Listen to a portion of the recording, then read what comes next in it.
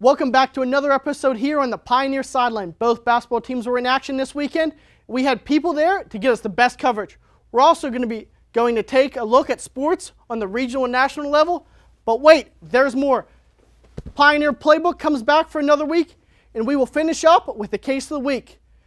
Always, so join me again here as we head on down to the Pioneer Sideline.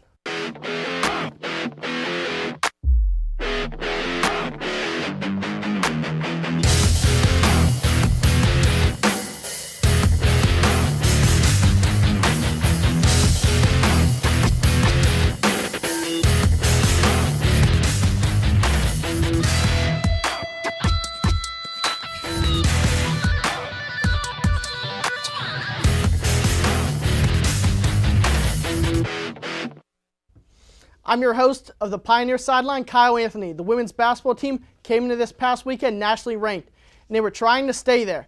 So to find out if they were able to stay ranked, I'm going to pass the ball over to Blaine to see if the team could stay ranked. Thanks, Kyle. The Point Park women's basketball team had a few days off since they last played their last game against KIAC rival Midway, coming from behind from a 15-point deficit to win the game 77-69. That win, with a couple of losses that other NAIA schools suffered, led the women's team to catapult into the NAIA top 25 standings. They were ranked number 23. Next up for the Pioneers, though, was a home game against the rival Indiana Southeast Grenadiers. The game was between the top two teams in the KIAC, with Point Park having a 19-2 overall record and a 6-1 conference record, leading the North Division, and Indiana Southeast posting a 14-7 overall record and a 5-2 conference record, leading the South Division. Point Park came out sluggish for a second straight game as they fell behind early, trailing 12-3. They had to play catch-up again for majority of the game, as the Pioneers did not get their first lead until there was 5 minutes and 11 seconds left in the game, with the score 59-58. The game then became a slugfest the rest of the way, as each team exchanged the lead between each other, even tying it at one point. But the Grenadiers took the lead and never looked back when they hit a three-point shot from behind the arc, with the score at 65-63. With less than 20 seconds, though, the Pioneers had one more attempt left to either tie the game and take it into overtime or go for the win. They chose option B, as Alexa Zanakis threw up a three-point shot and missed, but got her own rebound and threw up another three-pointer up as time expired. The shot bounced off the back of the rim, and the Pioneers lost 65-63. This loss gave the Pioneers their first home loss of the year and ended their 8-game winning streak. Pioneers now hoist a record of 19-3 and a 6-2 KIAC record. 6 games remain left for the Pioneers, all against KIAC opponents, as they look to clinch home court advantage and an automatic bid to the NAIA National Tournament. Now, Blaine, how big was this loss for the Pioneers? Kyle, it was a huge loss. Coach Grenick said this was a tough one after the game, and truthfully, it was a tough one. All the air got sucked out of the arena when Zanakis' shot missed. Now, Blaine, this isn't the first time we've seen this team struggle at the end of the season. Why do you think that is? Well, one thing is teams have more footage on them, but also it's late in the year, and you could see fatigue starting to settle in. That's a big key heading down into the final stretch of this season. What does this team need to do to bounce back? Well, this team, they just need to play together, they need to connect together, and they just need to trust in each other. That's the one thing that this team needs to do. Coach Grenick is a great coach, this team is a great team, and they have expectations. So if they do that stuff, then I suspect that they'll be right into the thick of things again. Thanks, Blaine. The men's basketball team is still trying to figure things out.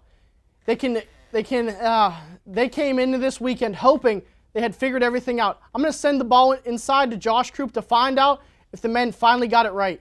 Hey, thanks, Kyle. You know, it was a chance for Point Park's men's team to come out and gain some ground in the KIAC Northern Division. Let's take a look at the highlights now. Point Park taking on IU Southeast. IU Southeast coming into the game 4-14, 1-6. They've struggled this year. They've dominated the conference in the past years. A rough year this year.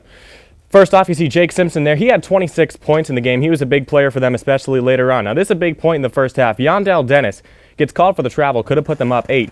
Instead, next possession for IU Southeast. Look at this. Jake Simpson kicks it out to Joe Jackson, who hits the three. Cuts the lead to 3. Next possession for IU Southeast. Brandon Bitt, he misses. Cayman Garrett gets his rebound, though, uncontested by Jeremy Williams. Hits the 3, cuts Point Park's lead to 2. IU Southeast would come back. They lead by 4 at this point. Here you see TJ Lanier hitting the jumper to cut the lead to 2. Point Park trails 42-40 at halftime. You see Cayman Garrett. He hit 3 3-point shots in that first half. Point Park trails by 2. Second half now. Watch this. Joe Jackson drives in, puts it up with authority, goes down with the right hand. Let's check that out again. That would be the last points IU Southeast would see, though, for a while. TJ Lanier here. You'll see him gets the ball, and he hits a 3. Then Jeremy Williams, anything you can do, I can do better. Williams in the corner, he hits the 3, puts Point Park up 10. They would go on a 4-minute scoring, they would go 4 minutes without scoring now. Barry Smith led the team in rebounds up to this point, tries to get cute and goes up for the dunk, but misses off the back of the rim. Other end now. Now Smith has 4 fouls at this point. Devin White gets the ball, shoots the 3, and he's fouled, but he makes the 3, and Barry Smith fouls out at that point. He led the team in rebounds at that point. Jeremy Williams trying to start the comeback here. He drives, gets the M1, a chance to tie. And he misses his free throw. Williams, an 80% free throw shooter on the year, and he missed it. Williams again, down by 3. Instead of taking the 3, he takes the easy 2.